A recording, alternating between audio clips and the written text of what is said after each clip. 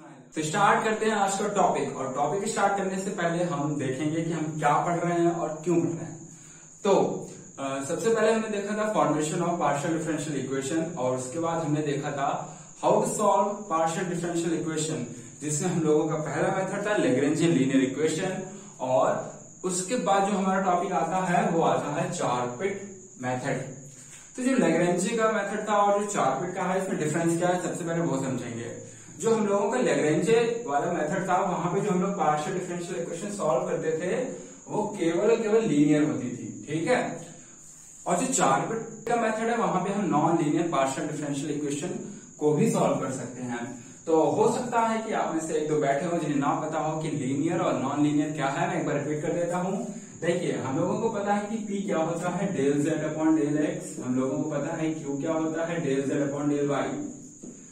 तो जो हम लोगों ने लैग्रेंजे के मेथड से जो सवाल सॉल्व किए थे, वहां पे हम लोगों के पास P होता था, Q होता था, और ये लीनियर थी, यानी कि जो इनकी पावर होती थी वो 1 होती थी, 1। यानी कि इनकी जो पावर होती थी वो कितनी होती थी, 1। और जब एक पावर होती है तो उसी को हम क्या बोलते हैं, लीनियर, ठीक है। तो क्योंकि हम लोग चार-पिट पढ़ने जा रहे हैं और चार-पिट में हम लोगों के पास नॉन लीनियर होंगी, यानी कि अब हम लोगों के पास P² भी होगा, Q² भी होगा और PQ भी हो सकता है, और हम लोग उसे इजीली सॉल्व भी कर सकते हैं। यानी कि जो ये जहां पे ये यानी कि जो जब ये नॉन लीनियर होगी, यानी कि ये 2, 3 कितनी भी हो सकती है, तो ये हो जाएगी नॉन लीनियर। और जो नॉन लीनियर होती है उसे हम लैग्रेंजे के मेथड से सॉल्व नहीं कर सकते। तो इसीलिए हम लोगों को जरूरत पड़ी चार-पिट के मेथड की, ठीक है।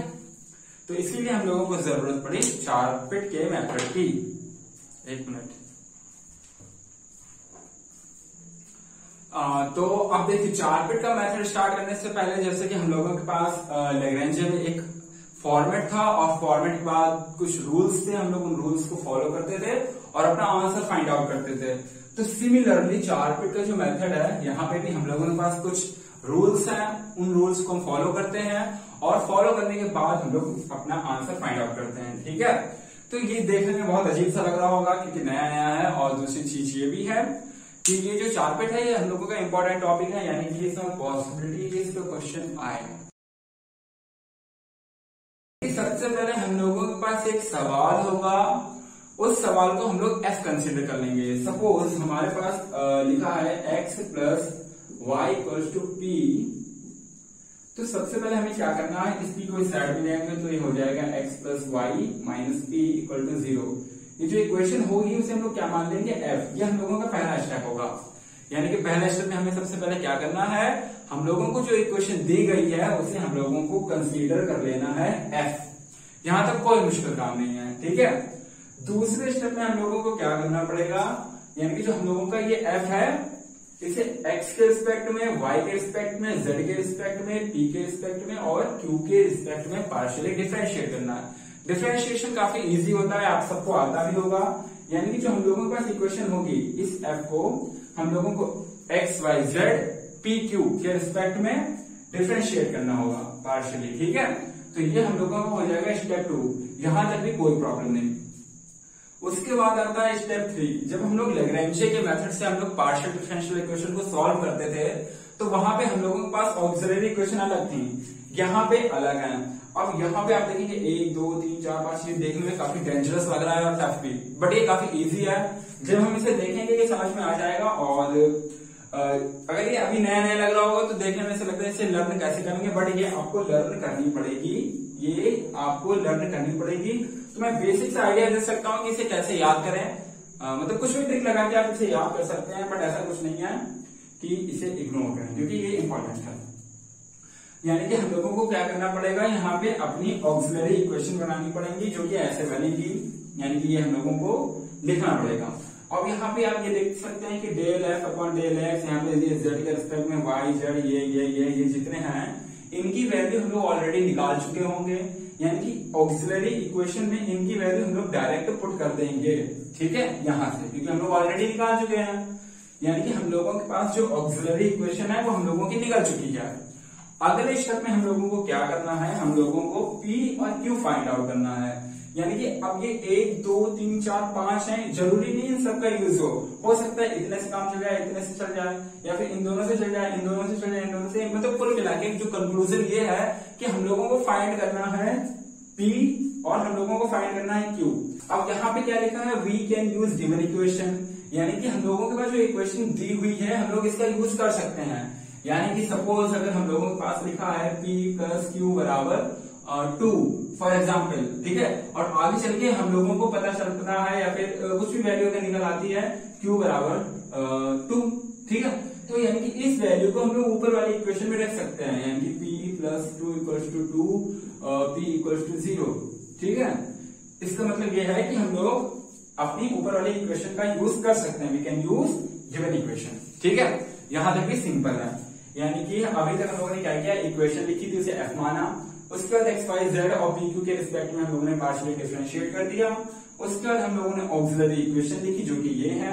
यहाँ पे जो ये हम लोगों के पास ये जो टर्म थे इनकी वैल्यू हम लोगों को ऑलरेडी पता है और हम लोगों ने सिंपली यहाँ पे पुट कर दी। यहाँ तक हम लोगों का कंप्लीट हो गया, ठीक है।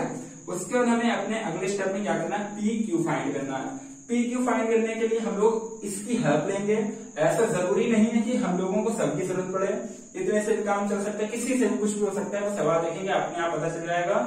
फिर आता है स्टेप 5, यहाँ पे हमें अपने पास से एक लाइन लिखनी पड़ेगी, dz equals to pdx plus qdy, और फिर सिंपली हम लोग क्या करेंगे, जो p और q फाइंड किया है तो p की वैल्यू यहाँ पे रख देंगे, इस q की वैल्यू यहाँ पे रख देंगे, और जो इक्वेशन आएगी उसे इंटीग्रेट कर देंगे, और जो ये z है इसकी वैल्यू हम लोगों को मिल जाएगी, और जो z की वैल्यू हम लोगों को मिलेगी वही हम लोगों का आंसर होगा। तो यहाँ तक आपको समझ में आ गया हो, अगर नहीं भी आया तो कोई प्रॉब्लम नहीं, आगे आ जाएगा, बट केवल आपको ये वाली जो ऑक्सिलरी इक्वेशन है ये आपको याद करनी होगी। अब यहाँ पे आप कोई भी अपने पास से कोई ट्रिक यूज कर सकते हैं, अपना मेथड यूज कर सकते हैं, अपनी कुछ भी बनाएंगे माइंड में, बट आपको क्या करना है, कुल मिला के कंक्लूजन ये है कि आप इसको याद करो। अब मैं यहाँ पे थोड़ा सा सिंपली बता देता हूँ, हिंट थोड़ी दे देता हूँ, बाकी याद आपको ही करनी पड़ेगी, ठीक है। तो ऐसे देखिए, हम लोगों के पास सबसे पहले क्या लिखना, देखिए ये 5 है, ठीक है, ये आगे पीछे भी हो जाते हैं, कोई प्रॉब्लम नहीं, क्योंकि सब एक दूसरे के बराबर है। खैर याद कैसे करेंगे वो देखिए, पी क्यू, ठीक है, और यहाँ पे z है, उसके बाद एक्स वाई। अब देखना कैसे वो देखिए, सबसे पहले जब हम लोगों के पास पी क्यू होगा तो हम लोग डेल एफ यहाँ पे क्या हो जाएगा अपॉन डेल एक्स, और del F upon del y, यानी कि पी क्यू में क्या करेंगे एक्स वाई, पी क्यू में एक्स वाई करेंगे। देखिए डेल एफ तो हर जगह ही रहेगा, del f del f del f del f del f, सब में डेल एफ तो है ही, तो ये तो कंफ्यूजन होगी ही नहीं कि ऊपर कहीं कुछ और ना हो, यानी कि डेल एफ के अलावा कुछ नहीं है ऊपर, ठीक है। नीचे क्या है, देखिए यहाँ पे क्या है एक्स वाई, जब पी क्यू होगा तो क्या होगा एक्स वाई, बाकी ये जो del F upon del z है ये दोनों में कॉमन, यानी कि दोनों में रहेगा, ठीक है। अब सोच लेना आप माइंड में कि जब ऊपर P है तो नीचे P, ऊपर Q है तो नीचे Q, ताकि इसमें कंफ्यूजन ना रहे कि इधर P है तो इधर Q होगा या क्या होगा, ताकि ये आप माइंड में रखना है कि P है तो P, Q है तो Q, यहां तक कोई प्रॉब्लम नहीं, ये दोनों आपको अच्छे से आ चुके हैं, ठीक है। अब इस वाले पे आते हैं, जब dz होगा, ठीक है, तो आप समझ लीजिए कि P Q दोनों होंगे, जब z होगा ऊपर तो P Q दोनों होंगे। अब जब यहाँ पे P है तो इधर पे P, इधर पे Q है तो इधर पे Q, ये केवल आपको माइंड में रखना है, जब प्रैक्टिस से आप एक दो बार लिखेंगे आपको याद हो जाएगा, ठीक है, कि यहाँ पे P Q दोनों होंगे। सबसे सिंपल ये वाला है, आप ये माइंड में रखना, जब x y है तो नीचे P Q होगा, x y है तो नीचे P Q होगा, del f upon del P, del f upon del Q, ठीक है। और जो x y z है इन तीनों के लिए हम लोग माइनस साइन का यूज करेंगे, P Q के लिए हम लोग प्लस का, ये x y z है यहाँ पे minus minus minus, P Q है तो इसलिए प्लस और प्लस, ये सिर्फ लिखने का तरीका है, यानी कि अगर आपके पास कोई और मेथड है, आपके माइंड में कुछ और ट्रिक वगैरह कुछ भी हो, आप इजीली उसे यूज करिए, आपको ये याद करनी पड़ेगी। अब मैं लिख के दिखाता हूँ कैसे होगा, यानी कि जो हम लोगों ने टर्म लिखे हैं वो कैसे लिखूंगा। तो सबसे पहले हम लोगों के पास dp है और dq है, लिख के देखते हैं। तो मैंने कहा था कि p वाला था उसमें हम लोग del f upon del x करते हैं और del f upon del y करते हैं, ठीक है। फिर हमने कहा था कि प्लस तो हो नहीं है क्योंकि ये pq वाले हैं, P वाले के नीचे P, Q वाले के नीचे Q, और del F upon del Z दोनों में होगा। ठीक है, यानी कि हम लोगों ने पहले दो टर्म बिना देखे लिख लिए, तो मैंने उधर देखा भी नहीं। अब बाकी के देखता हूं। तीसरा था हम लोगों का dz में क्या था, डेल F अपॉन डेल यहाँ पे P है तो इसलिए P, देखो z में P Q थे ना हम लोगों के पास, तो del F upon del Q, और Q है तो इधर पे भी Q प्लस, ये तीसरा टर्म हो गया। अब ये कैसे होगा, माइनस का, क्योंकि हम लोग P और x y z को किसमें लेंगे, माइनस में, यानी कि इतना भी आपको समझ में आ गया होगा। मैं सिर्फ लिख के दिखा रहा हूँ, कोई बड़ी चीज नहीं है। अब जो हम लोगों के पास क्या था फिर, dx और dy, तो मैंने कहा था जब x y होंगे तो हम लोग किसका यूज करेंगे, पी क्यू का, del F upon del Q, पर क्योंकि x y है तो x y के लिए माइनस का साइन, तो सिंपली हम लोगों के आखिरी के दो टर्म हो गए। यानी कि अभी तक मैंने आपको बता दिया कि वर्किंग मेथड क्या है और ऑक्सिलरी इक्वेशन को कैसे याद करना है। अब हम देखते हैं अपने सवाल, और यहां से आपके लिए समझना जरूरी है। यहां तक अगर कुछ भी नहीं समझ में आया कोई प्रॉब्लम नहीं है, जब हम दोबारा से देखेंगे आपके दिमाग में ऑटोमेटिकली फिट हो जाएगा। ठीक है, कोई दिक्कत नहीं है। अब हम देखते हैं अपना सवाल। तो हम देखने जा रहे हैं अपना पहला सवाल, और जो हम लोगों ने अभी तक स्टेप देखे थे वो मैंने छोटे करके, यानी कि बहुत ही शॉर्ट में यहाँ पे लिख दिए हैं, ताकि हम लोग बार बार इन्हें देख सकें और यूज कर सकें। वैसे भी जब एक दो क्वेश्चन होंगे हम लोग खुद समझ जाएंगे, यानी कि रट जाएगा ये हम लोगों को, और कोई प्रॉब्लम नहीं होगी। फिर सबसे पहले क्या था, इक्वेशन माननी है, फिर डिफरेंशिएशन 1 2 3 4 5 करना है। ठीक है, फिर ऑक्सिलरी इक्वेशन जो कि मैंने ऊपर नीचे लिख दिए, बट वो इक्वल नहीं रहेगी, यानी एक के बाद एक के बाद एक ऐसे। ठीक है, आप समझ गए हो। उसके बाद क्या करना है, हम लोगों को पी क्यू फाइंड करना है, लास्ट में ये वाली लाइन लिखकर इंटीग्रेशन करना है। अब हम लोग बिना देरी करे स्टार्ट करते हैं। तो हम लोगों के पास सवाल है वो है px plus q y equal to p q. ठीक है, तो ये हम लोगों का सवाल है, और लिखा होगा solve it by 4 bit method. ठीक है, तो सबसे पहले हम लोगों को क्या करना है, देखिए इक्वेशन बनानी है। यहाँ पे ये क्या है, जो सिंपल इक्वेशन लिखी, जो पी क्यू है इसे साइड में ले आएंगे तो क्या हो जाएगा, ये हम लोगों का px plus q y minus p q, यहाँ तो कोई प्रॉब्लम नहीं, इक्वल टू 0। ठीक है, यहाँ पे हम लोगों ने केवल इतना किया, पी क्यू को साइड में लाया, क्योंकि इक्वल में हम लोगों को क्या बनाना है, 0। अब जो इक्वेशन आएगी हम लोग इसे कंसीडर कर लेंगे f। ये हम लोगों का पहला स्टेप कंप्लीट हुआ। यहाँ पे हम लोगों को क्या बनानी है, equation equal to 0, p q इधर दिया, इक्वल टू 0 हो गया, इसे f कंसीडर कर लिया। ठीक है, ये हम लोगों का पहला स्टेप कंप्लीट। ठीक है, इसे हम लोग इक्वेशन 1 मान सकते हैं, इसे मान लेगा, ये हो गया हम लोगों की इक्वेशन 1। अब यहाँ पे सेकेंड स्टेप हम लोगों को कहता है कि जो हम लोगों का f आया है उसे x y z p q से डिफरेंशिएट करना है पार्शियली। तो हम लोग इसे करते हैं, मतलब ये काफी सिंपल है, आपको समझ जाएंगे देखते ही। तो ये f है, तो सबसे पहले हम लोग इसे x के रिस्पेक्ट में जब डिफरेंशिएट करेंगे पार्शियली, तो इस वाली लाइन में हम लोगों को x कहां कहां दिख रहा है, अब वो देखिए, यहाँ पे x है, इधर पे भी नहीं है, इधर पे भी नहीं है। और जब भी पार्शियली डिफरेंशिएशन करते हैं, जिसके रिस्पेक्ट में करते हैं, उसके अलावा जो जो हमारे पास है, यानी कि ये वो एज ए कांस्टेंट बिहेव करेगा, और कांस्टेंट का जो डिफरेंशिएशन है वो 0 होता है। तो सबसे पहले जब यहाँ पे डिफरेंशिएशन होगा, क्योंकि यहाँ पे x है, तो यहाँ पे हम लोगों का क्या आएगा, p आएगा। ठीक है, क्योंकि x 1 हो जाएगा और p एज इट इज, ये 0 हो गया, ये 0 हो गया, यानी कि x के रिस्पेक्ट में डिफरेंशिएशन कितना आया, p, x के रिस्पेक्ट में यहाँ तक कंप्लीट। अब क्या करना, y के रिस्पेक्ट में, यानी कि del f upon del y। जब y के रिस्पेक्ट में करेंगे तो y हमारे पास केवल इस वाले टर्म में है, यहाँ पे भी नहीं है, यहाँ पे भी नहीं है, तो ये 0 हो गया, ये 0 हो गया। यहाँ पे क्या हो जाएगा हम लोगों का, y1 हो जाएगा, और केवल हम लोगों को क्या मिलेगा, q। अगला हम लोगों का है z, यानी कि डेल f को हम लोग z के रिस्पेक्ट में डिफरेंशिएट करेंगे पार्शियली। तो देखिए यहाँ पे z नहीं है, यहाँ पे भी नहीं है, यहाँ पे भी नहीं है, तो कहीं पे भी z नहीं है, यानी कि सारे कांस्टेंट हुए, यानी कि कांस्टेंट का डिफरेंशिएशन 0 होता है। तो यानी कि जब del f upon del z करेंगे तो ये हो जाएगा 0, क्योंकि z है ही नहीं हम लोगों के पास। ठीक है, यानी कि 1 2 3 हम लोगों के हो चुके हैं। अब हम लोग देखेंगे अगले, यानी कि del f upon del p। अब जब p के रिस्पेक्ट में करेंगे तो देखिए p इस वाले टर्म में है, यानी कि इस वाले में है, और यहाँ पे है, इसमें p नहीं है तो ये 0 हो जाएगा। यहाँ पे p के रिस्पेक्ट में होगा तो हम लोगों को मिलेगा x, क्योंकि p 1 हो जाएगा, ये 0 हो गया, इसे तो लिखेंगे ही नहीं। ये वाला P है PQ, यहाँ पे जब P के रिस्पेक्ट में करेंगे तो ये P1 हो जाएगा, केवल केवल हम लोगों को मिलेगा Q, पर Q की यहाँ पे माइनस भी है तो यानी कि माइनस Q। अब आखिरी में हम लोगों के पास क्या है बचा Q, यानी कि अब हम लोग डेल F को डिफरेंशिएट करेंगे Q के रिस्पेक्ट में। तो देखिए यहाँ पे अब हम लोग Q वाले टर्म पे फोकस करेंगे, यहाँ पे Q नहीं है, ये 0 हो गया है, इसे इग्नोर कर देंगे, ठीक है। यहाँ पे Q है और Q के रिस्पेक्ट में होगा तो ये Q बन जाएगा, हम लोगों को मिलेगा Y, और यहाँ पे जो Q है ये बन जाएगा तो हम लोगों को मिलेगा P। यानी कि अब हम लोगों के सारे डिफरेंशिएशन वाले पार्ट हो चुके हैं, हम लोगों ने अपना स्टेप 2 कंप्लीट कर लिया है।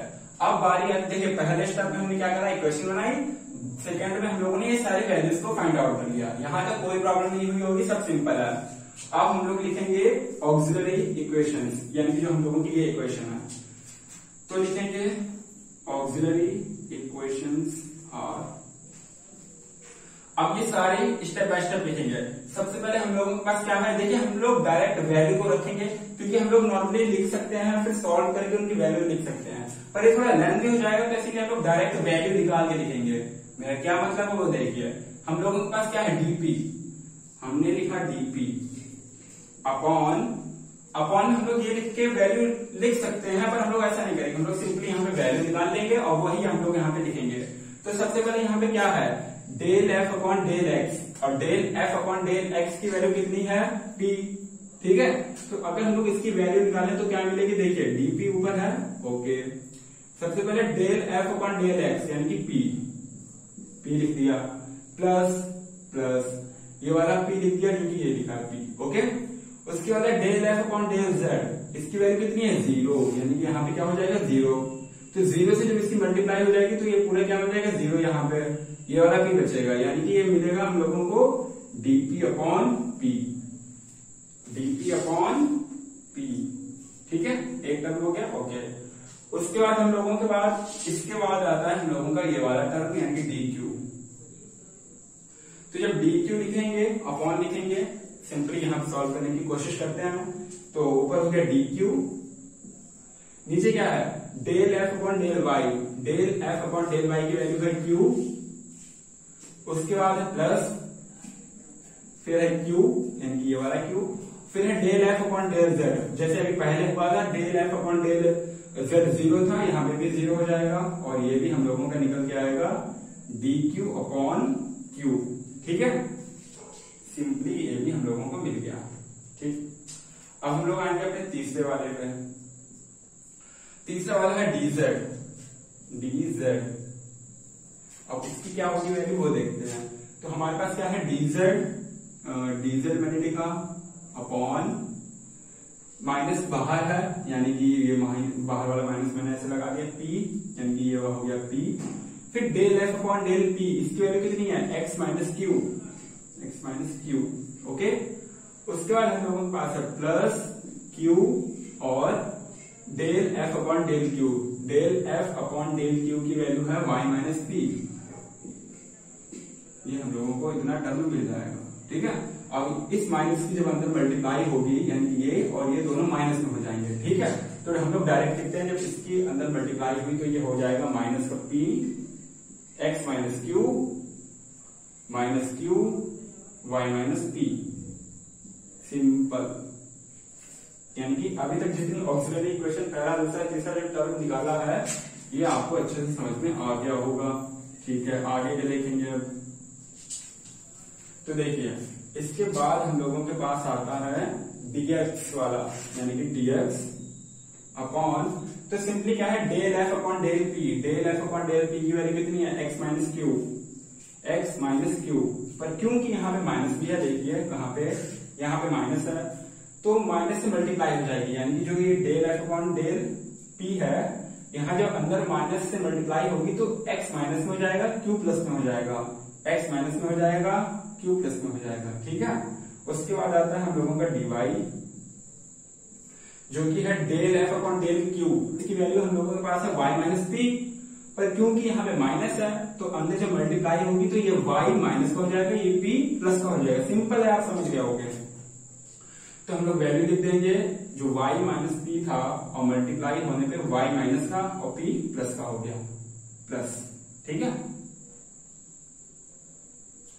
यानी कि ये हम लोगों की ऑक्सिलरी इक्वेशंस आ चुकी हैं। हमने अपना पहला स्टेप कंप्लीट किया, दूसरा कंप्लीट किया, तीसरा स्टेप जो कि यहाँ तक था वो भी कंप्लीट किया। स्टेप 3 तक हमने अपना सवाल कंप्लीट कर लिया है। अब हम लोगों को आता है स्टेप 4, और जो स्टेप 4 है वहां पे से हम लोगों को खुद का माइंड यूज करना पड़ेगा, यानी कि अब हम लोगों का मेन काम शुरू होता है। देखिए, हम लोगों ने जब इक्वेशन लिखी, डिफरेंशिएशन किया, सिंपल था, फिर हम लोगों ने अपनी ऑक्सिलरी इक्वेशन को बनाया और जो फॉर्मेट था उसमें वैल्यू पुट कर दी, यानी कि यहाँ तक हम लोगों को कोई भी मुश्किल नहीं हुई थी और हर सवाल में हम लोग यहाँ तक बहुत ही सिंपली कर लेंगे। अब यहाँ से जब हम लोगों को पी और क्यू की वैल्यू निकालनी होगी, यहाँ पे हम लोगों को थोड़ा माइंड यूज करना पड़ेगा। अब देखते हैं कि वो उसमें हम लोगों को क्या सोचना है और क्या करना है। देखिए, हम लोगों को पी और क्यू चाहिए, ठीक है। बेशक हमारे पास यहाँ पे 5 टर्म है, तो इसमें ऐसा जरूरी नहीं है कि हम लोग सारे का यूज करें, ठीक है। हो सकता है इन दो से काम चल जाए, इससे चल जाए, इससे चल जाए, मतलब वो हम लोगों की सिचुएशन जो कि हर सवाल में अलग अलग होगी, उस पर डिपेंड करेगा कि क्या पॉसिबिलिटी है और कैसे क्या हो सकता है। तो इसमें क्या हो रहा है वो देखिए, हम लोगों को कुल मिला के पी और क्यू चाहिए, और हमारे पास ये जो पहले 2 टर्म है यहाँ पे देखिए, dp upon p, dq upon q, ये लिखा है। इन केस अगर हम लोग इन दोनों को एक दूसरे के इक्वल में रख देंगे तो देखिए यहाँ पे भी इंटीग्रेशन हो जाएगा, यहाँ पे भी इंटीग्रेशन हो जाएगा, ठीक है। और हम लोगों को P और Q में एक रिलेशन मिल जाएगा, यानी कि हम लोगों को एक P की ऐसी वैल्यू मिल जाएगी जो Q में होगी, Q के टर्म में होगी।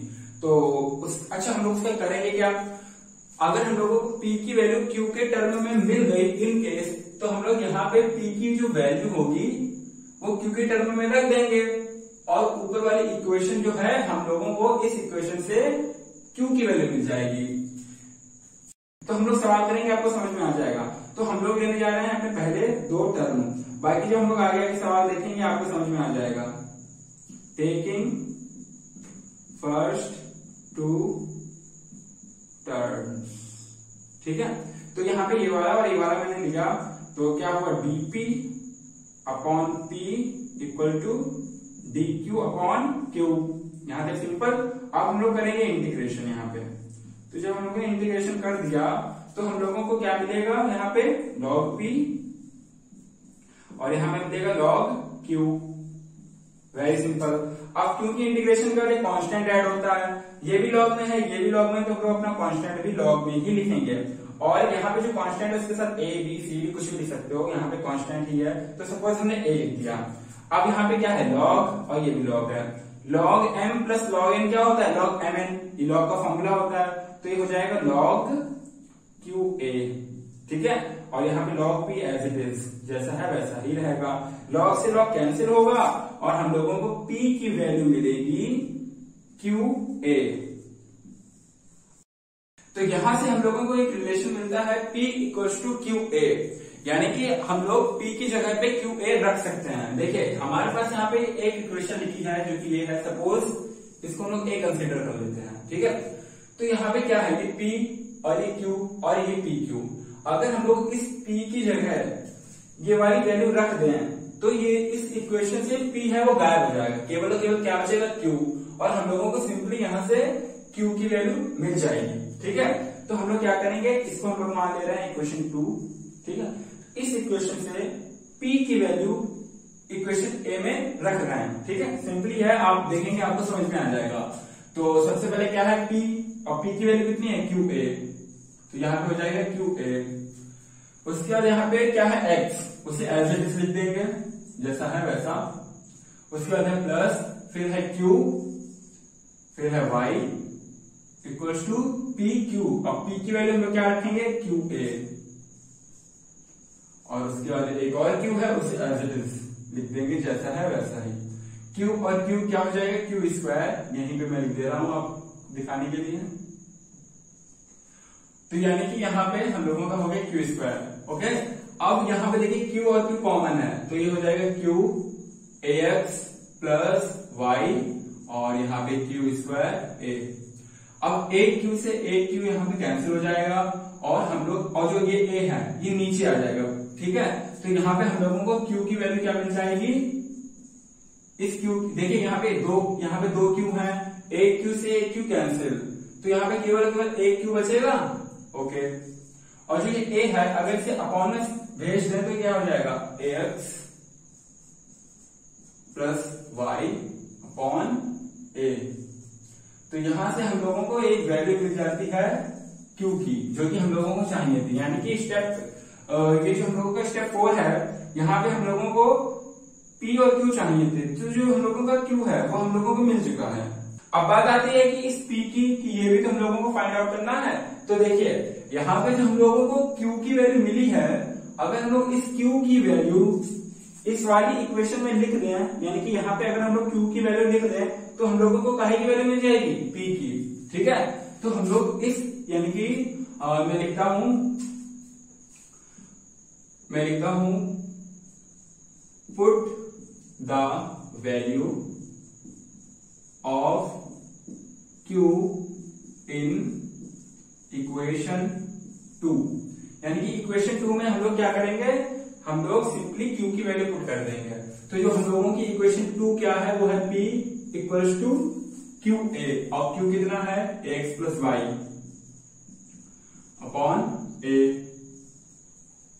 अब हम लोगों के साथ यहाँ पे देखिए q के साथ a भी तो है, तो यानी कि ये हो गया q और साथ में क्या है a। ठीक है, अब a से a कैंसिल, तो हम लोगों को जो p की वैल्यू मिलेगी वो होगी ax प्लस वाई। यहां तक हम लोग समझ चुके हैं, सवाल बहुत ही सिंपल था। इक्वेशन लिखी, डिफरेंशिएशन किया, ऑक्सिलरी इक्वेशन लिखी, फिर p और q फाइंड आउट करना था। यहाँ पे हम लोगों ने अपने माइंड का यूज किया और हम लोग कुछ ऐसा मतलब यूज करेंगे जिससे हम लोगों को p और q मिल जाए। p और q अगर नहीं मिल पा रहे हैं तो हम लोग ऐसे इक्वेशंस को यूज करेंगे, यानी कि इन्हीं में से वो टर्म जहां से p और q में रिलेशन मिल जाए। अब रिलेशन का फायदा क्या होगा, रिलेशन जब हम लोगों को मिलेगा यानी कि p की वैल्यू या तो q के टर्म में मिलेगी या फिर हम लोगों को आगे चल के q की वैल्यू p के टर्म में, फिर हम लोग जो इक्वेशन जो गिवन होती है उसमें हम लोग इस वैल्यू को पुट करते हैं और अपने पहले यानी कि जो हम लोगों का p और q है जिसमें से किसी एक की वैल्यू मिल सकती है, तो यहाँ पे हम लोगों को q की वैल्यू मिल गई। अब इस q वैल्यू यानी कि इस q की जो वैल्यू थी वो हम लोगों ने अपनी इसी इक्वेशन में रख दी जहां पे हम लोगों का रिलेशन था, और फिर हम लोगों को यहाँ से सिंपली p की भी वैल्यू मिल गई।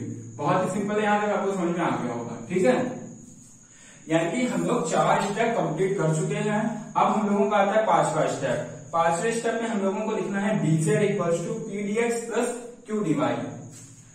यानी कि अब हम लोग आएंगे इस लाइन पे, तो हम लोग लिखेंगे now dz equals to p dx plus q dy। Okay, अब जो p और q ये जो हम लोगों ने वैल्यू फाइंड की थी वो यहाँ पे लिखनी है। देखिए पहला सवाल है, आपको हो सकता है ना समझ में आए, बाकी अभी हम आगे वाला सवाल देखेंगे तो यहाँ पे जो जो समझा है वो ऑटोमेटिकली समझ में आ जाएगा कि कैसे क्या हुआ था। इन केस अगर आपको नहीं आ रहा है तो देखिए है ax plus Y upon a।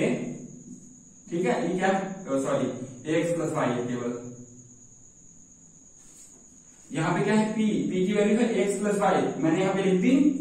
उसके बाद क्या है dx, फिर क्या है q कितना है ax plus Y upon a। ठीक है, उसके बाद क्या है dy, यानी कि हम लोगों ने सिंपली यहाँ पे जो लिखना था वो लिख दिया dx equals to p dx और प्लस q dy। अब यहाँ पे क्या लिखा फाइंड z, यानी कि जो ये जो इक्वेशन आई है यहाँ से हम लोगों को z की वैल्यू चाहिए। z यहाँ पे हम लोगों को तब मिलेगा जब हम लोग इंटीग्रेशन करेंगे, यानी कि इस स्टेप के बाद हमें हमेशा इंटीग्रेशन ही करना होगा और तभी हम लोगों का आंसर आ जाएगा। यानी कि हम लोग अभी तक जितना भी सवाल किया वहां पे सब हम लोगों को कहां कहां पे प्रॉब्लम क्रिएट हो सकती है वो देखते हैं। देखिए जब इक्वेशन लिखेंगे कोई प्रॉब्लम नहीं होगी, यहाँ पे लिखेंगे कोई प्रॉब्लम नहीं, डिफरेंशिएशन करेंगे तो भी आपको कोई प्रॉब्लम नहीं होगी क्योंकि डिफरेंशिएशन काफी सिंपल होगा। उसके बाद हम लोग जब ऑक्सिलरी इक्वेशन लिखेंगे तो भी कोई प्रॉब्लम नहीं होगी। उसके बाद जब हम लोगों को p और q की वैल्यू जब चाहिए होगी तब हम लोगों को माइंड यूज करना पड़ेगा कि हम लोग कौन से वो टर्म लें जहां पे हम लोगों को p और q की वैल्यू मिल जाए। ठीक है, एक चीज तो आपको यहाँ पे समझनी पड़ेगी। उसके बाद जब आप रिलेशन निकालोगे तो हम लोगों को p और q की वैल्यू भी सिंपली मिल जाएगी, अगर आप एक बार मतलब सही से चूज कर लेते हैं कि हम लोगों को क्या लेना चाहिए। उसके बाद हम लोग सिंपली ये वाली इक्वेशन लिखेंगे, यहाँ तक कोई प्रॉब्लम नहीं, p और q की वैल्यू लिख देंगे, यहाँ पे भी कोई प्रॉब्लम नहीं। अब उसके बाद जब हम लोगों को यहाँ पे इंटीग्रेशन करना पड़ेगा, यहाँ पे एक दूसरी प्रॉब्लम क्रिएट हो सकती है। और इंटीग्रेशन अगर आपको अच्छे से आता है तो समझ लीजिए सवाल सॉल्व, यानी कि आपको कोई प्रॉब्लम नहीं होगी। तो यहाँ पे जो ये जो लाइन लिखी है, यहाँ पे हम लोग क्या करेंगे, इंटीग्रेशन। अब इंटीग्रेशन करने के से पहले हम लोग इसे थोड़ा सा सॉल्व करेंगे। यहाँ पे लिखा है एक्स प्लस वाई, यहाँ पे लिखा है एक्स प्लस वाई। तो सिंपली सबसे पहले हम लोग क्या देखिए, ये ए नीचे है, इसकी हो जाएगी ऊपर क्रॉस मल्टीप्लाई, और जो ये ए है ये इस साइड में आ जाएगा, यानी कि सिंपली हम लोग क्रॉस मल्टीप्लाई करेंगे। यानी कि मल्टीप्लाई करना आपको आते ही होगा कि इसे कैसे करेंगे। तो देखिए इस ए की जब इधर मल्टीप्लाई हो जाएगी तो क्या हो जाएगा, ये ए और ये हो जाएगा एक्स प्लस वाई dx, ठीक है। और यहाँ पे हो जाएगा ax प्लस वाई dy। यहां तक सिंपल। अब ये जो a है ये अपॉन में तो होगा। अब जब अपॉन वाले a की मल्टीप्लाई इस a की मल्टीप्लाई पहले इससे की, तब अपॉन में भी a रहेगा, फिर उस अपॉन वाले a की मल्टीप्लाई जब ऊपर होगी तो यहाँ पे हो जाएगा a dz। बहुत ही सिंपल है, ऐसे समझ लो। अगर किसी एक को नहीं आता है समझ में, अगर हम लोगों के पास लिखा है x, यहाँ पे लिखा है t, और अगर यहाँ पे लिखा है q अपॉन 2, तो जो 2 ये 2 है, तो 2 की मल्टीप्लाई ऊपर करेंगे तो क्या हो जाएगा 2p प्लस q, और ये 2 है जो ये ऐसे रहेगा पहले, ठीक है। फिर इस 2 की जब मल्टीप्लाई इधर होगी तो ये हो जाएगा 2x 2p प्लस q। वही मैंने यहाँ पे किया, ठीक है, कि ये जो a था इसकी मल्टीप्लाई होगी क्रॉस से ही हो जाएगा a dz। अब हम लोग क्या करेंगे, ये जो टर्म है ये वाला है, इसमें ये वाला पार्ट हम लोगों का कॉमन मिल रहा है, ठीक है, ये वाला पार्ट। तो इसे कॉमन ले लेंगे तो हम लोगों को मिलेगा ax प्लस वाई, ठीक है, और अब ब्रैकेट के अंदर हम लोगों को मिलेगा a dx प्लस dy, ठीक है, इतना सा मिल गया। अब यहाँ पे जो लिखा था वो लिख दे रहे हैं, जो कि है a dz। यहाँ तक हम लोगों का बिल्कुल सिंपल सवाल है, आपको समझ में आ गया होगा, कोई प्रॉब्लम नहीं होगी। अब यहाँ पे आता है हम लोगों का इंटीग्रेशन का रोल, ठीक है, कि हम लोग इंटीग्रेशन कैसे करेंगे। देखिए ये जो टर्म है ax प्लस वाई, ठीक है, और अंदर क्या है a dx प्लस dy। अगर आप ठीक से देखेंगे तो ये जो बाहर वाला जो टर्म है, अगर हम लोग इसका डिफरेंशिएशन करते हैं तो हम लोगों को ये वाला टर्म मिलता है। यानी कि सपोज अगर हम लोगों के पास क्या लिखा, देखिए, अच्छा रुक जाइए, अगर आपको समझ में नहीं आ रहा है तो मैं बताता हूं कैसे करो, सबको आना चाहिए। देखिए इस वाले टर्म को हम लोग क्या मान लेते हैं, ax प्लस वाई, इसे हम लोग t अगर कंसीडर कर लें, ठीक है। अब दोनों तरफ क्या करेंगे, डिफरेंशिएशन, तो ये हो जाएगा a dx plus dy equals to dt, ठीक है, dt, ओके। उसके बाद अब हम लोग इसी को यहां पे लिख देंगे, ax प्लस वाई क्या है t, ओके, और a dx प्लस dy क्या है dt, यानी कि हम लोगों का इतना हो गया सिंपल सा dz। अब यहाँ पे बहुत ही सिंपल हम लोगों की इक्वेशन आ चुकी है। अब हम लोगों को केवल एक काम करना है, इंटीग्रेट कर देना है। इसे हम क्या कर देंगे, इंटीग्रेट, क्योंकि हम लोगों को z की वैल्यू चाहिए है ना। तो यहाँ पे जब इंटीग्रेट कर देंगे, ये तो कांस्टेंट है ना, और यहाँ पे क्या है dz। जब इंटीग्रेशन होगा तो यहाँ पे क्या आ जाएगा az, ठीक है। और जब यहाँ पे t के रिस्पेक्ट में इंटीग्रेशन होगा तो हम लोगों को आएगा t स्क्वायर अपॉन 2।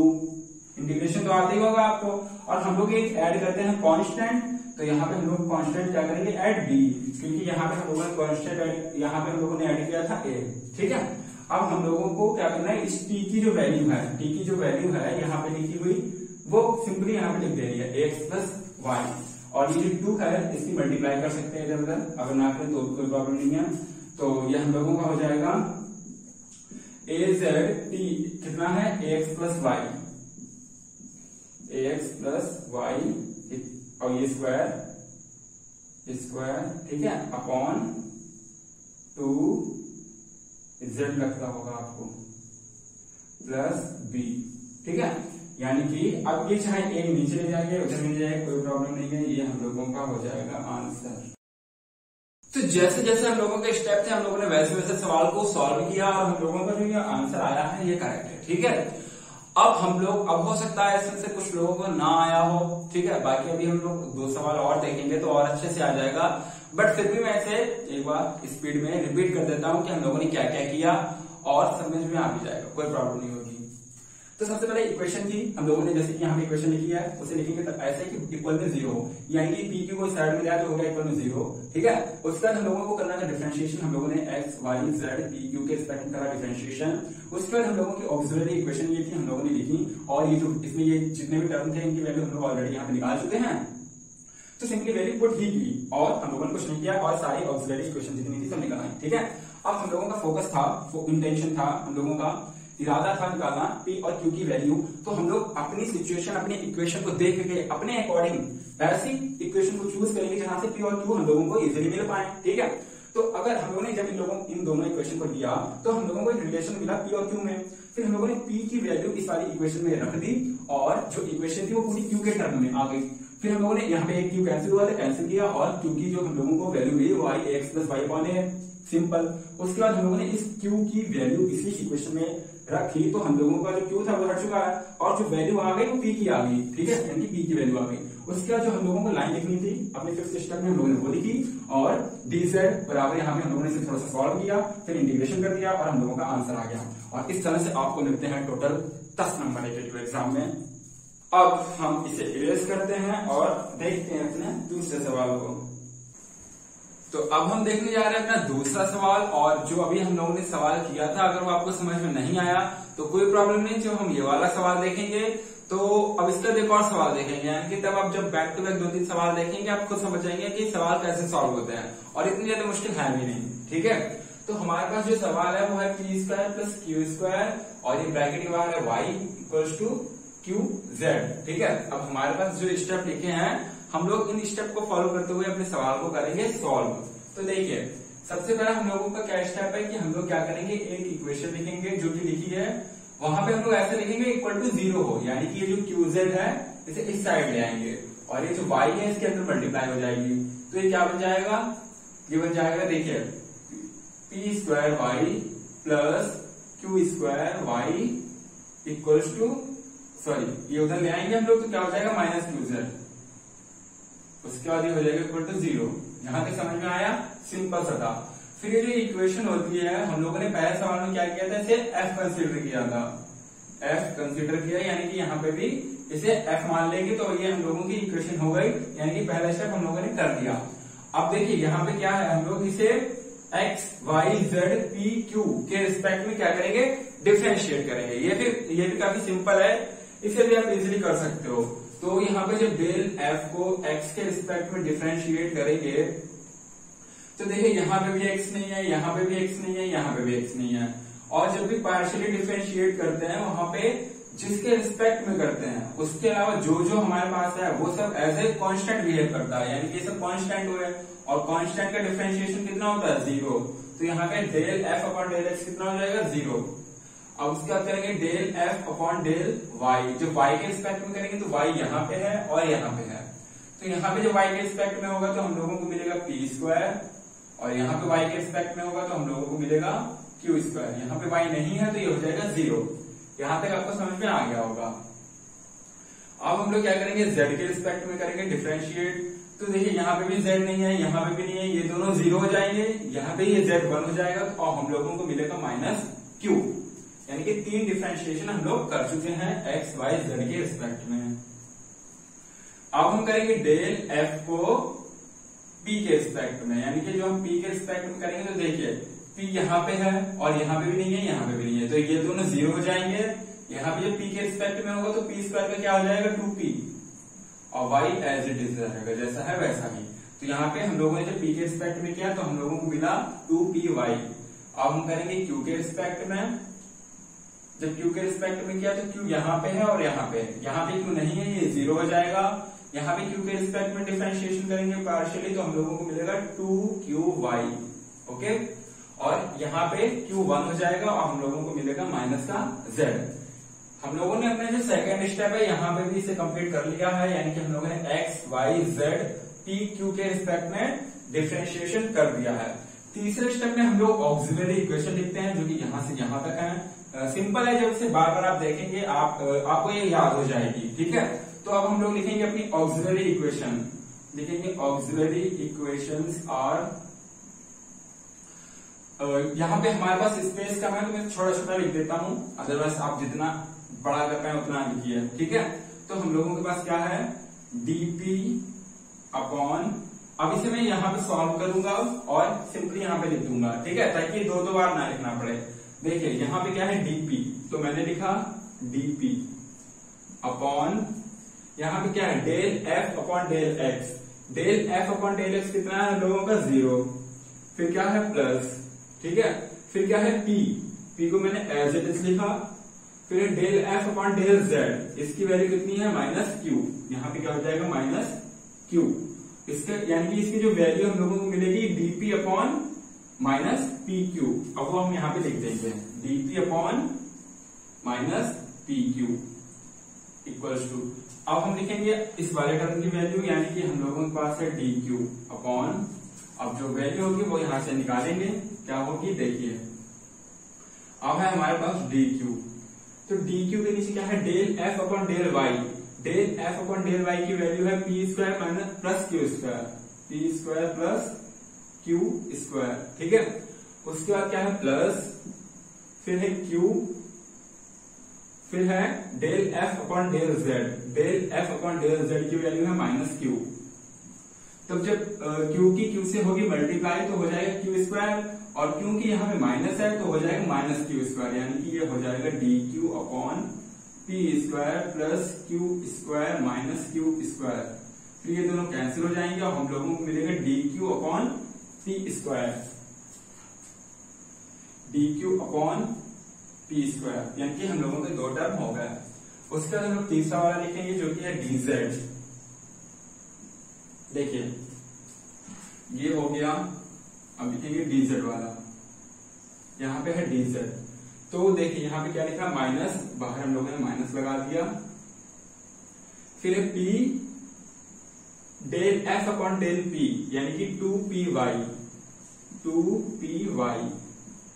उसके बाद है प्लस q, उसके बाद है del f upon del q, del f upon del q की वैल्यू कितनी है 2qy माइनस z।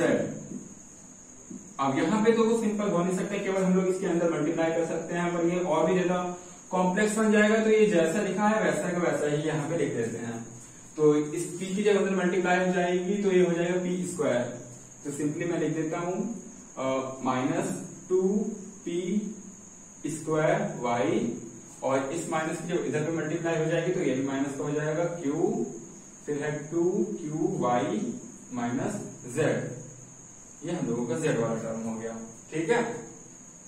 अब हम लोग करेंगे ये दो बचे हुए टर्म, तो ये है हमारे पास अगला dx,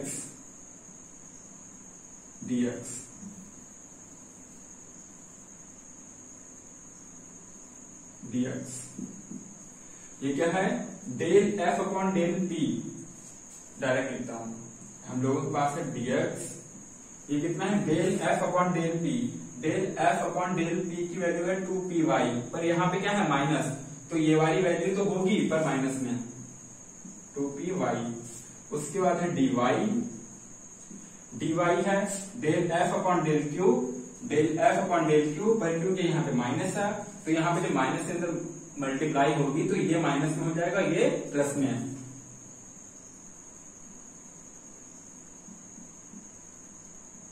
ठीक है।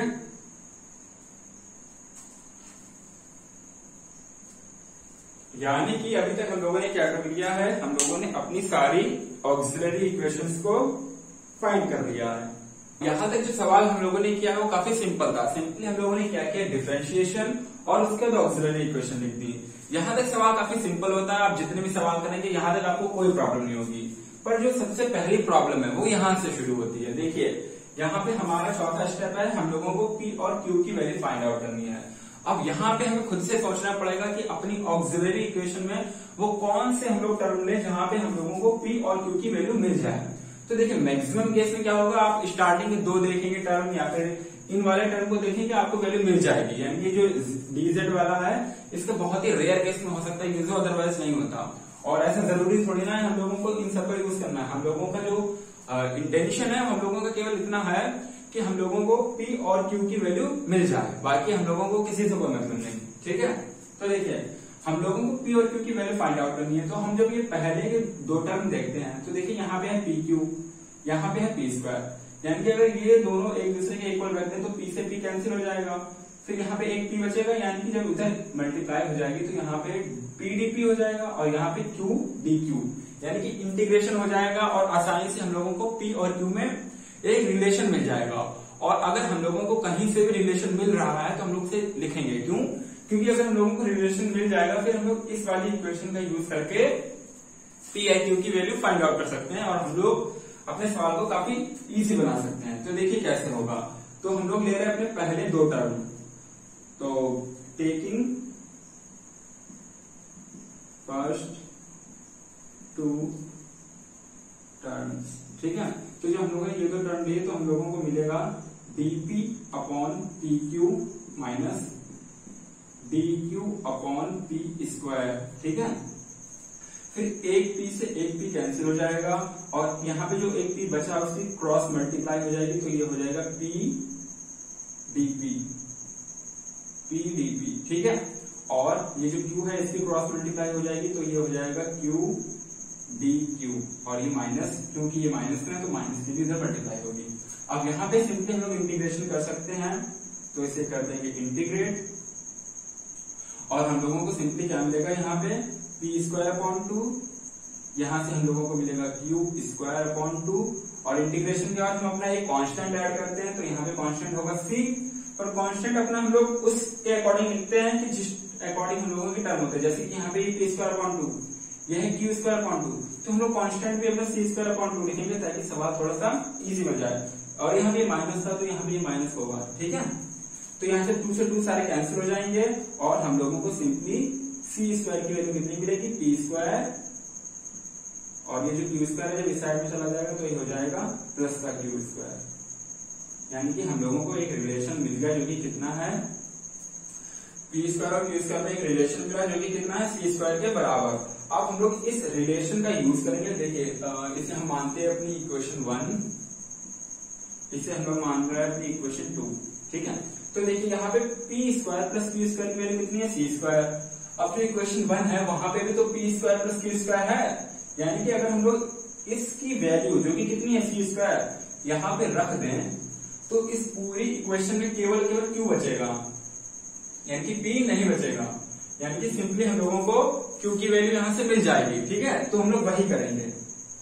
तो हम लोग क्या करने जा रहे हैं, हम लोग simply put the value of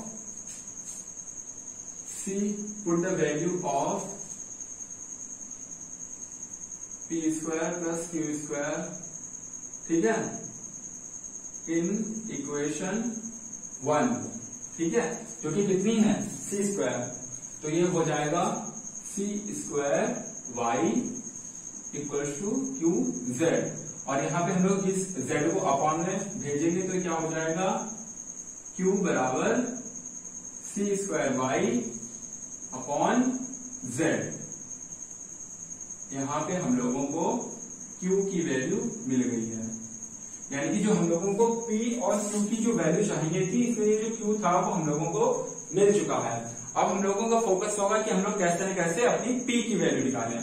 तो जब भी हम लोगों को Q की वैल्यू मिल जाती है और अगर हम लोगों के पास कोई रिलेशन है तो वहां पे हम लोग उस Q की वैल्यू यहाँ पे रख देंगे। इन केस यहाँ पे अगर P की वैल्यू निकली होती तो इस P की वैल्यू यहाँ पे रख देते, यानी कि रिलेशन अगर P और Q में है और किसी एक की वैल्यू मिल गई तो यानी कि उसकी जो वैल्यू है रिलेशन में रखने पे जो दोबारा दूसरा टर्म है उसकी वैल्यू मिल जाएगी, यानी कि जब हम लोग Q की वैल्यू यहाँ पे रखेंगे तो P की वैल्यू ऑटोमेटिकली मिल जाएगी, ठीक है।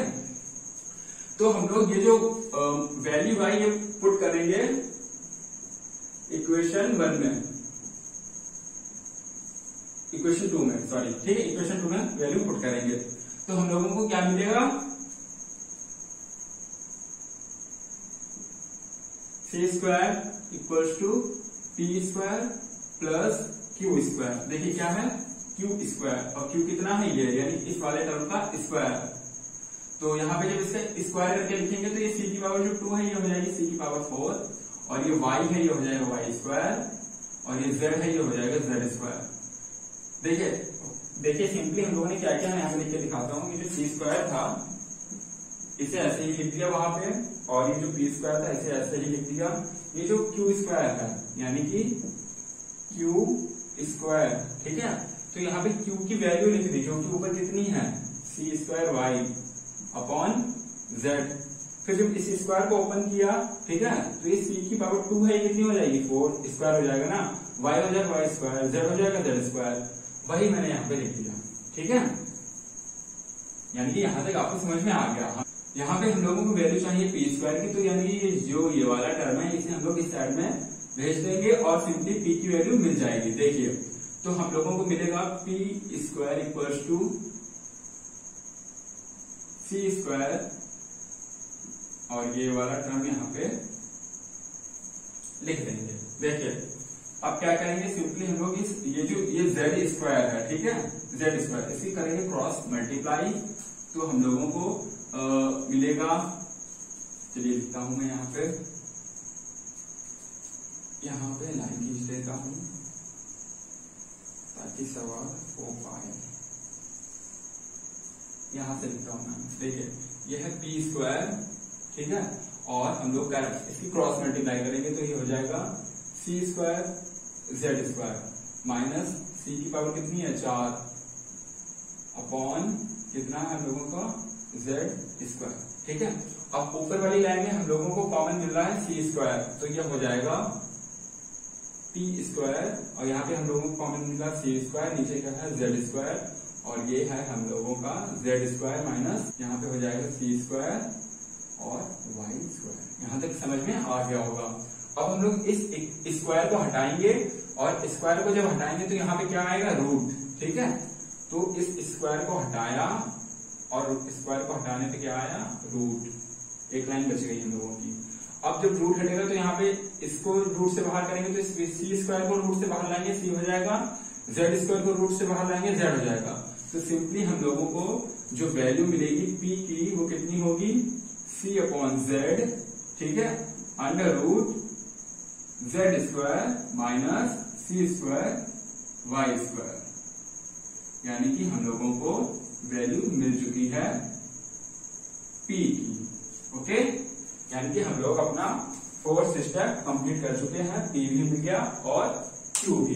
अब हम आएंगे अपने स्टेप 5 पे, यानी कि स्टेप 5 होता है वो हम लोगों का सिंपली इतना होता है कि हम लोग लिखते हैं d z equals to P d x plus Q D y, but p और क्यू की जगह उनकी वैल्यू लिखते हैं। तो अब हम लिखेंगे नाउ डीजेड, यानी कि ये लिखा DZ equals to P DX, और पी की वैल्यू कितनी है सी अपॉन जेड, और यहां पे under root Z square minus सी स्क्वायर वाई स्क्वायर और डीएक्स।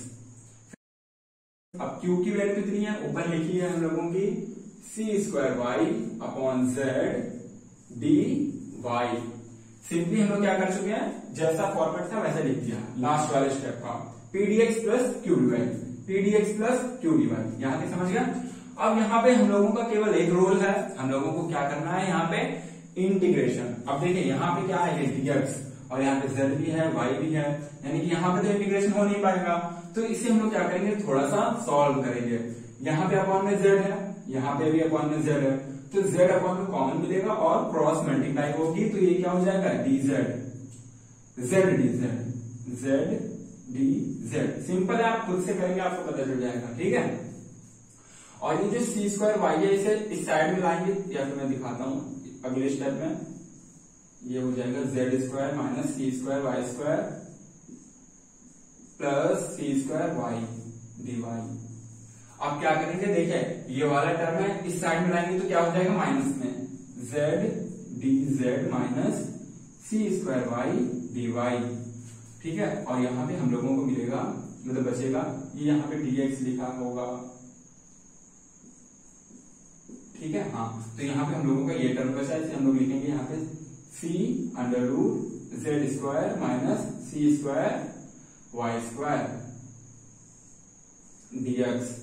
अब देखिए जो ये वाला टर्म है इसे हम लोग नीचे भेजेंगे। देखिए यहाँ पे क्या है z d z c square y, यहाँ पे भी देखिए जेड स्क्वायर है सी स्क्वायर वाई स्क्वायर, इनमें मैचिंग है, ठीक है। अब अभी दिखाएंगे कि कैसे मैचिंग है।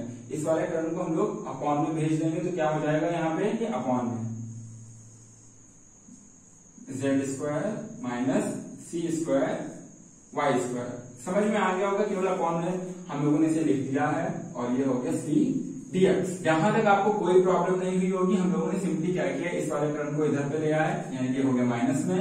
फिर ये जो हम लोगों का ये वाला टर्म था, यहाँ पे ये जो अंडर रूट वाला ये जो पार्ट है ये हम लोगों ने अपॉन में कर दिया, ठीक है। और यहाँ पे केवल कितना बचा, सी dx, ठीक है, हमने लिख दिया। अब हम लोग क्या करेंगे, इंटीग्रेशन। और देखिए ये काफी, यहाँ पे ये नीचे टर्म है, यानी कि जेड स्क्वायर माइनस सी स्क्वायर वाई स्क्वायर। अगर इसका डिफरेंशिएशन करेंगे तो देखिए हम लोगों को मिलेगा 2z dz, और यहाँ पे सी स्क्वायर कांस्टेंट है, और वाई स्क्वायर मिलेगा 2y dy। अब वहां से अगर हम लोग 2 कॉमन लेंगे तो ये हम लोगों का ऊपर वाला टर्म मिल जाएगा। पर फिर भी अगर आप में से किसी को नहीं पता होगा या फिर नहीं समझ में आ रहा तो उसे हम लोग बेसिक स्टेप से करके दिखाएंगे। तो ये जो नीचे वाला टर्म है इसे हम लोग कंसीडर करेंगे t। तो ये क्या हो जाएगा, जेड स्क्वायर माइनस सी स्क्वायर वाई स्क्वायर, ये हम लोगों ने मान लिया t। फिर हम लोग करेंगे डिफरेंशिएशन, हो जाएगा 2z dz माइनस ये सी स्क्वायर कॉन्स्टेंट है, ऐसे ही रहेगा, और वाई स्क्वायर तो हो जाएगा 2y dy equals to dt। यहां तक सिंपल। अब 2 और 2 कॉमन ले लेंगे तो ये हो जाएगा 2 और z dz माइनस 2 कॉमन मिल गया तो ये हो जाएगा सी स्क्वायर वाई और dy इक्वल टू dt, ठीक है। फिर ये जो 2 है इसे अपॉन में कर देंगे तो ये क्या हो जाएगा, dt अपॉन 2। अब यहाँ पे जो लिखा है उसे हम सेम यहाँ पे लिख देंगे। देखिए सबसे पहले क्या है, ये वाली लाइन लिखी है z dz minus C square by dy, ये यहाँ पे यही लाइन लिखी है। ये लाइन और ये लाइन देखिए सेम है बिल्कुल, यानी कि इसकी वैल्यू कितनी है, dt बाई 2। ये ऊपर वाली लाइन की वैल्यू होगी dt बाई 2, यानी कि अपॉन 2 ऐसे लिख लेते हैं, ओके। और ये नीचे है अंडर रूट, और ये वैल्यू जो है z स्क्वायर माइनस सी स्क्वायर वाई स्क्वायर से हम लोगों ने कितना माना है, t। तो ये हो जाएगा 1 अपॉन अंडर रूट t, और हम लोगों का यहाँ पे कितना है, c dx। सिंपल। अब हम लोग यहाँ पे सिंपली इंटीग्रेशन कर सकते हैं, बहुत इजी बन चुका है अब ये। अब जो ये रूट t है, 1 अपॉन रूट t का जब हम लोग इंटीग्रेशन करते हैं तो ये आता है 2 रूट t। इसे आप करके देखेंगे आपको पता चल जाएगा, 2 रूट t। तो जो हम लोगों ने इसका इंटीग्रेशन किया, ये देखिए ये जो ये 2 है सबसे पहले इसे बाहर लिख लेंगे 1/2, ठीक है। फिर हम लोगों ने ये जो इतना पार्ट है इतना, यानी कि 1/√t dt, इसका जब इंटीग्रेशन करा तो ये कितना आएगा, 2 रूट t, ठीक है। और उसके जो हम लोग इस साइड में इंटीग्रेशन करेंगे तो हम लोगों को क्या मिलेगा, यहाँ पे dx है तो हम लोगों को मिलेगा cx, और हम लोग एक कांस्टेंट ऐड करते हैं तो वो कांस्टेंट हो जाएगा इस बार। पिछली बार हम लोगों ने ऐड किया था, जब हम लोगों ने इंटीग्रेशन किया था c ऐड किया था, तो इस बार हम लोग a ऐड कर ले रहे हैं, तो ये हम लोगों का इतना निकल आया। अब हम लोग क्या करेंगे, सिंपली वैल्यू रख देंगे t की, जो कि कितनी है, ये 2 से 2 कैंसिल हो जाएगा, और यहाँ पे हम लोग जब t की वैल्यू रखेंगे जो कि है z स्क्वायर माइनस सी स्क्वायर वाई स्क्वायर, और ये है रूट, यहाँ पे है cx प्लस a। अब ये जब रूट इस साइड में से हम लोग रिमूव करेंगे तो उधर क्या हो जाएगा, होल स्क्वायर, ठीक है। तो यहाँ पे हम लोगों को मिलेगा z square minus C square Y square equal to cx plus a का होल स्क्वायर। अब ये हो जाएगा हम लोगों का आंसर। अब आपको ठीक से दिख रहा होगा। वैसे मैंने इसकी पीडीएफ डिस्क्रिप्शन में दे दी है, आप वहां से भी इसे डाउनलोड कर सकते हो, लिख सकते हो, ठीक है।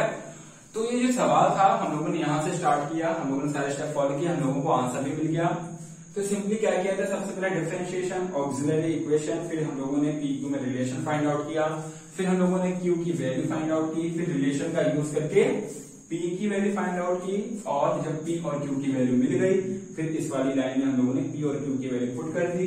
फिर सिंपल हम लोगों ने क्या किया, इंटीग्रेशन करा, और हम लोगों का आंसर आ गया। अब हम लोग एक और सवाल देखने जा रहे हैं, और जैसे कि अभी तक सवाल किए ठीक वैसे वो भी सवाल होगा, और अगर अभी तक आपको कोई कंफ्यूजन हुआ होगा तो हो सकता है वो अब दूर हो जाए। वैसे मैंने पूरी कोशिश की है कि आपको समझ में आए, ठीक है। अब हम देखते हैं अपना अगला सवाल। अब हम लोग देखने जा रहे हैं अपना आखिरी सवाल, और जो हम लोगों का आखिरी सवाल है वो है ये। हम लोगों ने अभी तक 2 सवाल देखे हैं और दोनों ही सिंपल थे और आपको हो सकता है समझ में आ गए हो। अब हम लोग अपना आखिरी सवाल देखेंगे और जैसा जैसा अभी तक किया सेम चीज अब हम लोग रिपीट वही करेंगे, यानी कि इन स्टेप को फॉलो करेंगे और अपना सवाल सॉल्व करेंगे, ठीक है। तो बिना देरी किए हुए स्टार्ट करते हैं। तो सबसे पहले एक इक्वेशन है हम लोगों के पास, यहाँ पे ऑलरेडी इक्वल टू 0 है, यानी कि हम लोगों को आपकी इस साइड कुछ इधर उधर ले जाना नहीं है। सिंपली हम लोग क्या करेंगे, इसे f मान लेंगे। क्या मान लेंगे? f। तो मैं यहाँ पे इरेज कर देता हूँ, अपनी एक लाइन बचा लेता हूँ, ये हो गया f, ठीक है। ये हम लोगों का पहला स्टेप होता है यहाँ पे कंप्लीट। अब हम लोगों को क्या करना है, यहाँ पे x, y, z, u की p और q के रिस्पेक्ट में डिफरेंशिएट करना है। तो यहाँ पे जब हम लोग del f upon del x करेंगे तो x यहाँ पे है, यहाँ पे है, यहाँ पे है, यानी कि 3 बार डिफरेंशिएशन होगा, यहाँ पे नहीं है तो ये 0 होगा, यानी कि x 1 हो जाएगा, मिलेगा 2z, x स्क्वायर का हो जाएगा 2x और p जैसा है वैसा ही रहेगा। x हो जाएगा 1, हम लोगों को मिलेगा 2qy। ये हम लोग x के रिस्पेक्ट में डिफरेंशिएट कर चुके हैं। अब हम लोग करेंगे y के रिस्पेक्ट में डिफरेंशिएट। y देखिए केवल और केवल यहाँ पे है, ठीक है, यानी कि ये और ये हो जाएंगे 0। तो del f upon del y करेंगे जब, तो यहाँ पे क्या y 1 हो जाएगा 2qx, ये मिलेगा, वो भी माइनस का 2qx, क्योंकि यहाँ पे माइनस है तो इसीलिए माइनस का 2qx। फिर del f upon del z, x y z। अब z के रिस्पेक्ट में करेंगे तो z यहाँ नहीं है, यहाँ पे भी नहीं है, यहाँ पे भी नहीं है, तीनों 0। यहाँ पे z 1 हो जाएगा और हम लोगों को मिलेगा 2x। फिर हम लोग करेंगे del f upon del p। p के रिस्पेक्ट में जब करेंगे तो p केवल केवल यहाँ पे है और यहाँ पे है। यहाँ पे जब करेंगे तो हम लोगों को मिलेगा माइनस एक्स स्क्वायर, यहाँ पे करेंगे तो हम लोगों को मिलेगा q, क्योंकि p 1 हो जाएगा। इसके बाद हम लोग करेंगे del f upon del q। जब q करेंगे तो q हम लोगों का यहाँ पे है और यहाँ पे, यहाँ पे q 1 हो जाएगा, हम लोगों को मिलेगा माइनस 2xy और यहाँ पे q 1 हो जाएगा, केवल और केवल क्या मिलेगा p। यानी कि हम लोग सारे डिफरेंशिएशन कर चुके हैं। स्टेप 2 हम लोगों का कंप्लीट हो चुका है। अब हम लोग करेंगे अपना स्टेप 3, ऑक्सिलरी इक्वेशंस आर, बिना देरी किए हुए, सुपर फास्ट, ठीक है। क्या है, सबसे पहले डीपी लिख दिया, ओके। फिर क्या है, अच्छा डायरेक्ट लिखता हूँ। यहाँ पे क्या है, del F upon del x. Del F upon del x की वैल्यू कितनी है, इतनी बड़ी, मैं लिख देता हूँ 2z minus 2xp minus 2qy, ये पूरी वैल्यू लिख दी, ओके। उसका क्या है, प्लस लिख दिया। क्या लिखा, p लिख दिया। Del f upon del z कितना है, 2x, यहाँ पे किसकी मल्टीप्लाई होगी, 2x की। तो जब 2x से मल्टीप्लाई हुई तो ये हुआ 2px यहाँ पे, ये प्लस में है, ये माइनस में, यानी कि ये एक दूसरे को काट देंगे, ठीक है। केवल इतना हो जाएगा, ठीक है। मैं लिख देता हूं, यानी कि 2z माइनस 2qy। अब हो सकता है भैया किसी को ना समझ में आया हो, बहुत मासूम इंसान बैठा हो तो देख ले एक बार, पता चले, बाद में कुछ पूछे। क्या है, del f upon del x कितना है, पूरी वैल्यू लिख देते हैं, सुपर फास्ट। फिर p कितना है, यहाँ पे कहा गया, भूल गया, हाँ, del f upon del z। Del f upon del z कितना, 2x, p है, ठीक है, 2x। अब देखिए ये 2px कैंसिल हुए एक दूसरे से, केवल क्या मिलेगा, dp upon 2z, okay, minus 2qy, यही चीज लिखी है, ठीक है। अब वो नाराज नहीं होगा इंसान। अब हम लोग क्या करेंगे, ये वाली वैल्यू लिखेंगे, यानी कि dq अपॉन कितना है, del f upon del y। Del f upon del y कितना, माइनस 2qx, प्लस लिख दिया, q लिख दिया, del f upon del z। Del f upon del z कितना है, 2x, क्या हो जाएगा 2x। देखिए गौर से देखिए 2qx 2qx ये दोनों एक दूसरे को काट देंगे, क्या मिलेगा 0। देखिए ये दोनों एक दूसरे को काट देंगे, कितना आएगा 0। तो मैं यहाँ पे सिंपली क्या लिख देता हूँ 0, यानी कि हम लोगों के dq के नीचे जो टर्म आया है, टर्म क्या जो हम लोगों को मिला है वो कितना है 0। अब हम लोग अपना अगला देखेंगे कितना है dz। dz के लिए क्या है बाहर माइनस लिख दिया, फिर है p, ये लिख दिया p, del f upon del p। Del f upon del p कितना है इतना, इसकी वैल्यू हम लोग लिख देते हैं कितनी है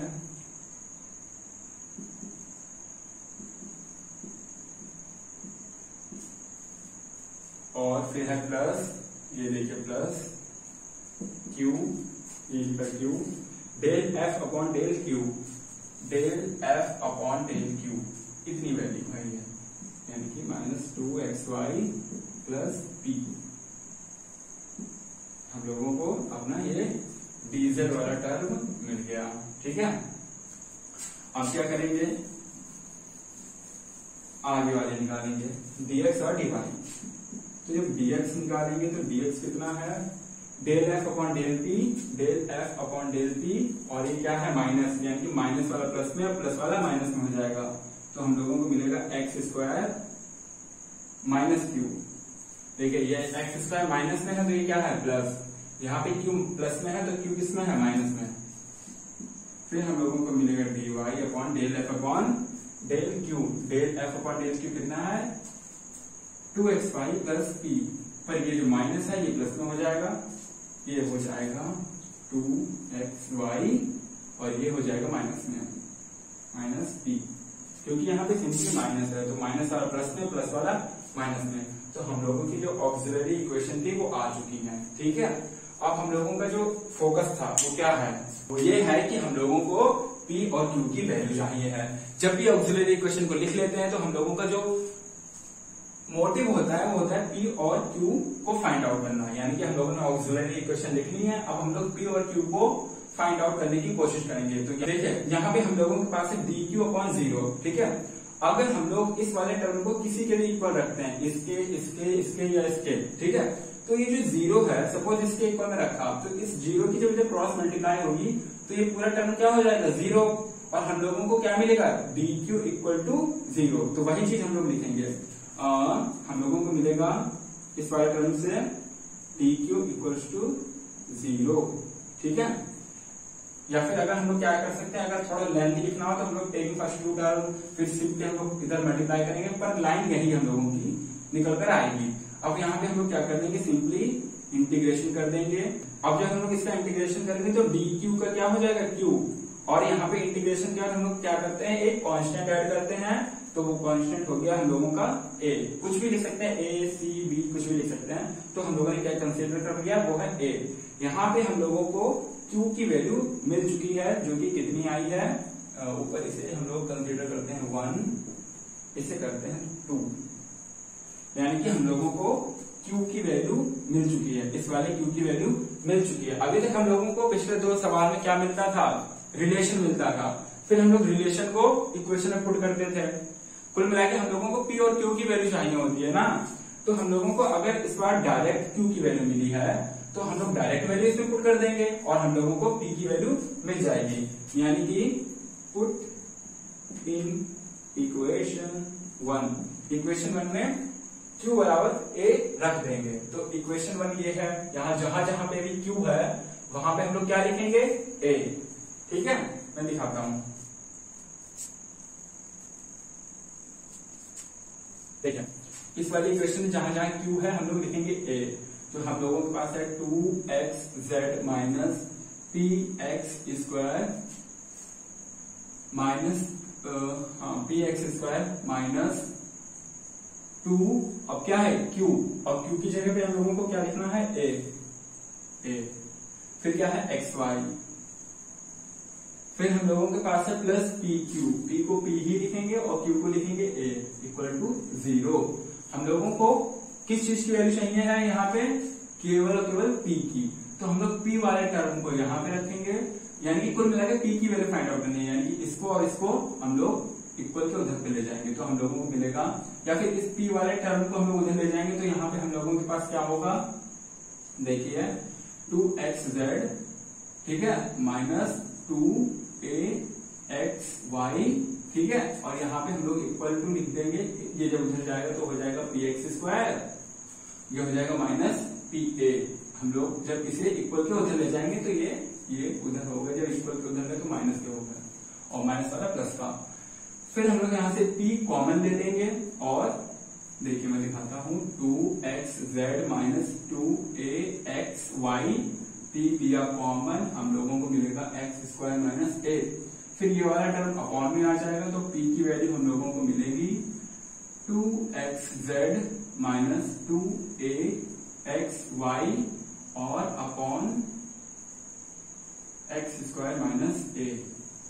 हम लोगों को p की वैल्यू भी मिल गई, यानी कि जो हम लोगों का मोटिव था स्टेप 4 में p और q को फाइंड आउट करना, वो हम लोग फाइंड आउट कर चुके हैं, p भी और q भी।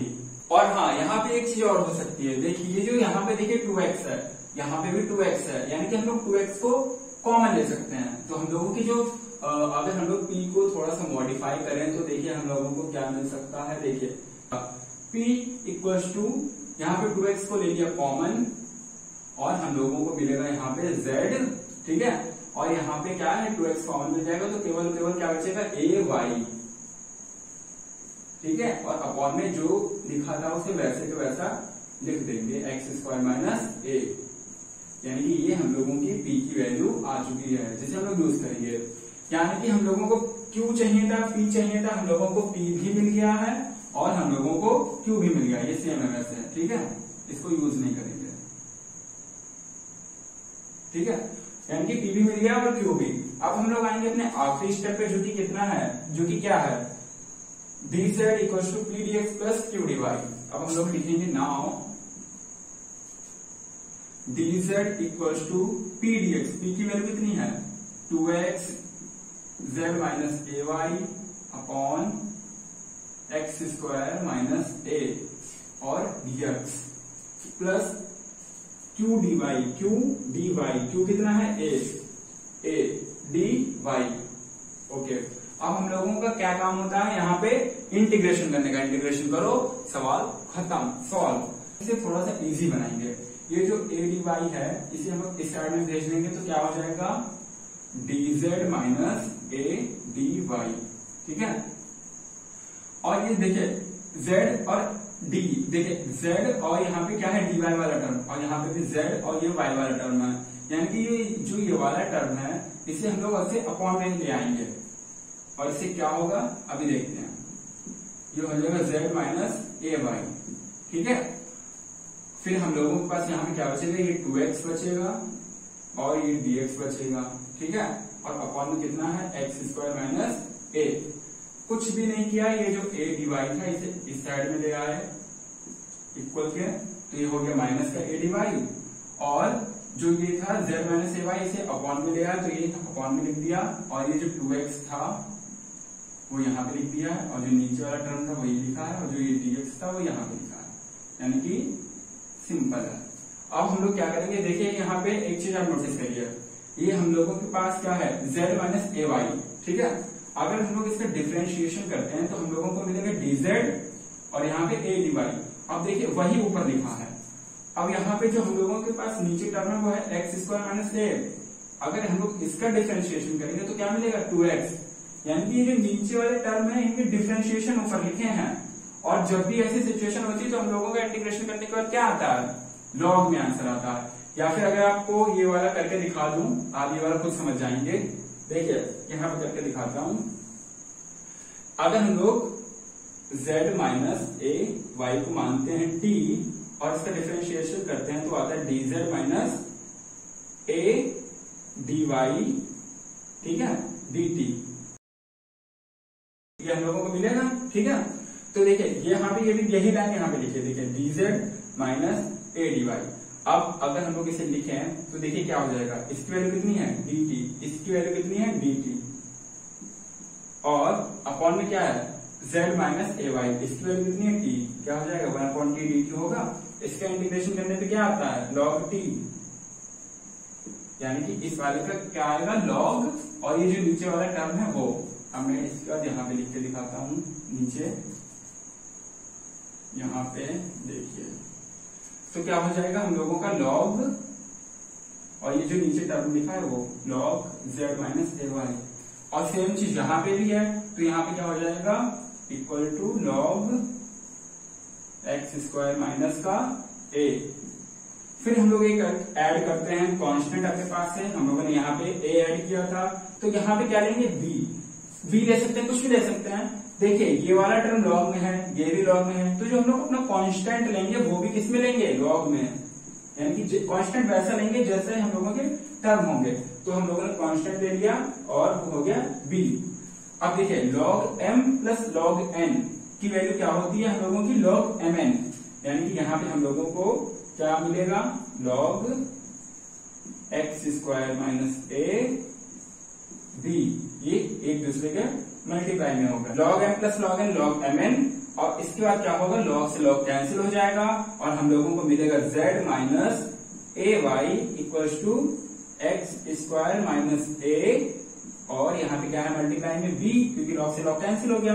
अब यहाँ पे हम लोगों को वैल्यू चाहिए होती है z की, तो इसे यहाँ पे हम लोग क्या लिखेंगे z, और यहाँ पे हो जाएगा एक्स स्क्वायर माइनस a, और ये मल्टीप्लाई वाला b, और ये जब ए वाई उस साइड में जाएगा इक्वल के, तो हो जाएगा प्लस में ए वाई,